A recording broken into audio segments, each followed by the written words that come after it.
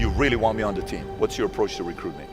You want first place, come play with me. You want second place, go somewhere else. Like I would watch Magic play. I'd watch Michael play. And I would see them do these unbelievable things, and I'd say, you know, can I get to that level? I don't know, but let's find out.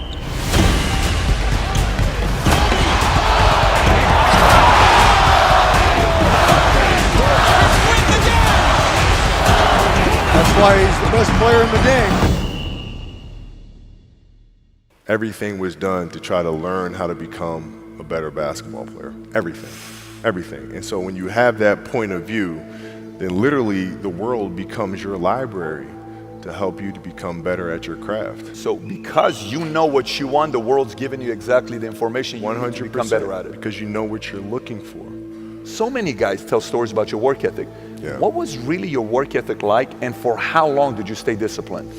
Well, I mean, every day. I mean, since 20 years. I mean, it was an everyday process, and trying to figure out strengths and weaknesses. For example, jumping ability. Man, my vertical was a 40, it wasn't a 46 or a 45. My hands are big, but they're not massive.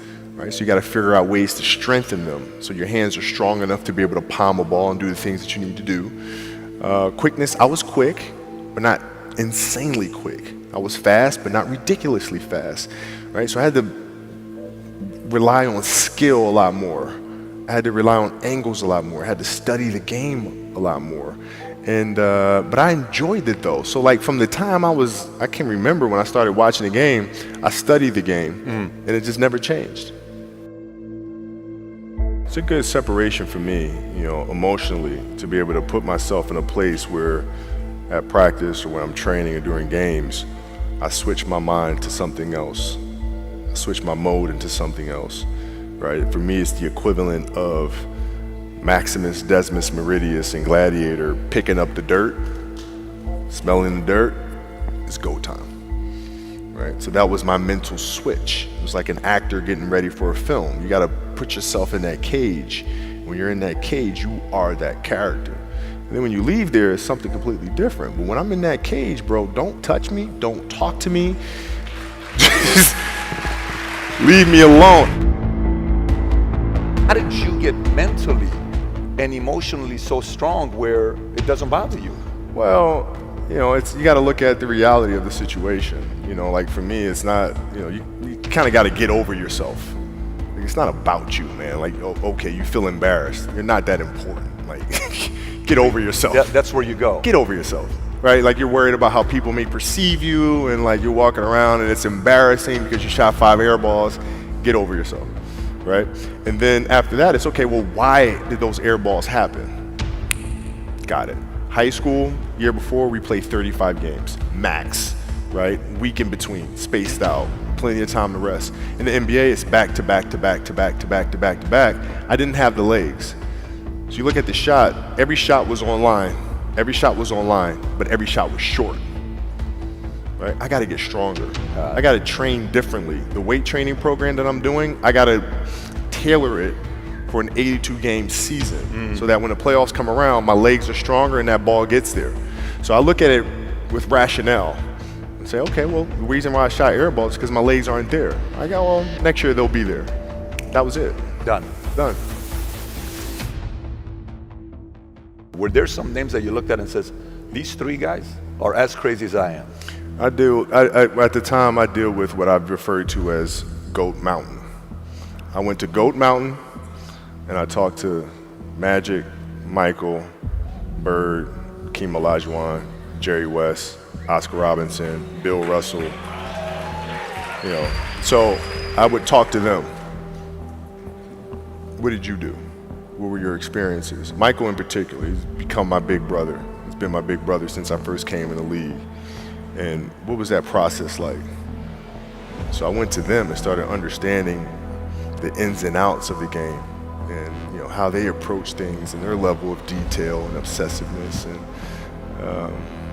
that's what I did. The players that had that passion but weren't willing to commit their entire lives to doing that, right? It's a choice, right? You have other things. You have family. You have all these other things that you have to do. The game can't really be your number one priority. And so I was looking at that like, man, this is going to be fun. If I'm buddies with you from high school, if I'm a cousin of yours, what happened to our relationship? How did that gravitate when you went into the league and you're determined to become the greatest, or you're determined to become one of the greatest? What happens to our relationship? Well, it suffers. It does suffer. Oh, yeah. Okay. Yeah. And you understood that. You were okay yeah. with that. Well, yeah. And the people that love you, like friends and family, like they know that about you. Got it. So they let you be you. And when you reconvene, you pick back up where you left off. Mm-hmm. But make no mistake about it, everything in between is lost, right? So those long-term relationships, the commitment of time of, taking vacation. Like I see a lot of players take vacations with other players that are close friends. And they'll just take vacations just to take vacations, or just hang out just to hang out. Like I never did that. But it was a Why choice. not though? Why didn't you do that? Well, because when I retire, I didn't want to have to say, I wish I would have done more. I don't want that. I don't want that. You got a lot of people paying their hard-earned money to come watch you perform. Perform. It's your job to be in shape. It's your job to be strong enough to perform at that level every single night. And as a competitor, I'm not ducking shit. Like, it's not, oh my God, my back hurts, I'm sore, we got to play Vince Carter and Toronto Raptors tonight. We actually had this happen. We had a game against Toronto in 2000, and Vince was tearing the league up. My back was jacked. But like the perception of that, like what? Kobe's missing the game against Toronto and Vince Carter because my back was really spasming. But people will be like, what? Oh, he's ducking Vince. Excuse me? No, I don't think so. So I would be in the layup line like, okay, there's a lot of days where you can rest and recover. Today ain't one of them. Your back can bother you any other day. That shit ain't bothering me today. Wow. He gonna have to see me today. Yeah. Oh man. Yeah.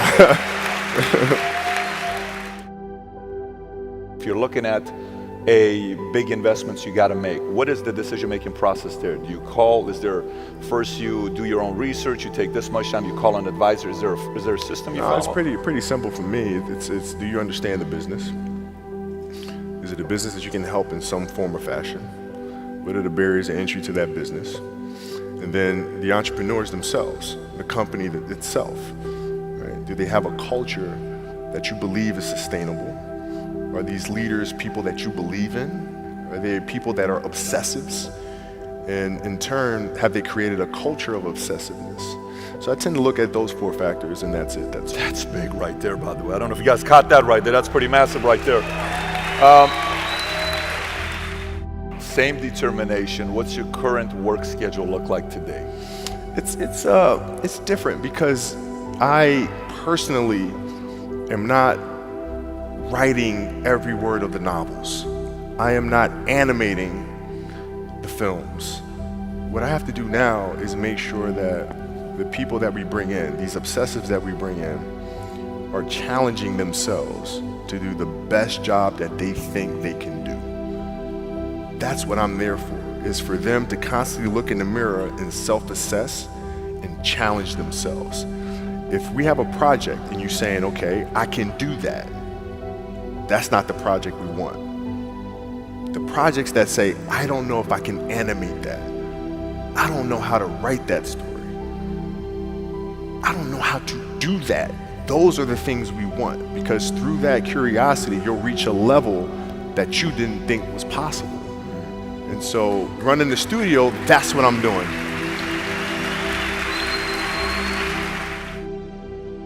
You're playing against the Golden State Warriors.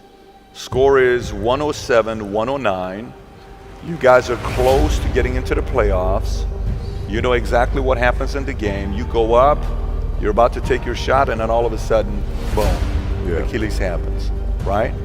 He went and hit the free throws, and then you walked off the stage. Yeah. And you got the surgery done. I went in the trainer's room, my kids are in there, and they're looking at you and stuff, and I'm looking at them, and I'm like, it's all right, Dad's gonna be all right. It'll be fine. It'll be all right. It'll be all right. It'll be all right. As a parent, you gotta set the example. You gotta set the example. This is another obstacle. This obstacle cannot define me. It's not gonna cripple me. It's not gonna be responsible for me stepping away for the game that I love. I'm gonna step away on my own terms.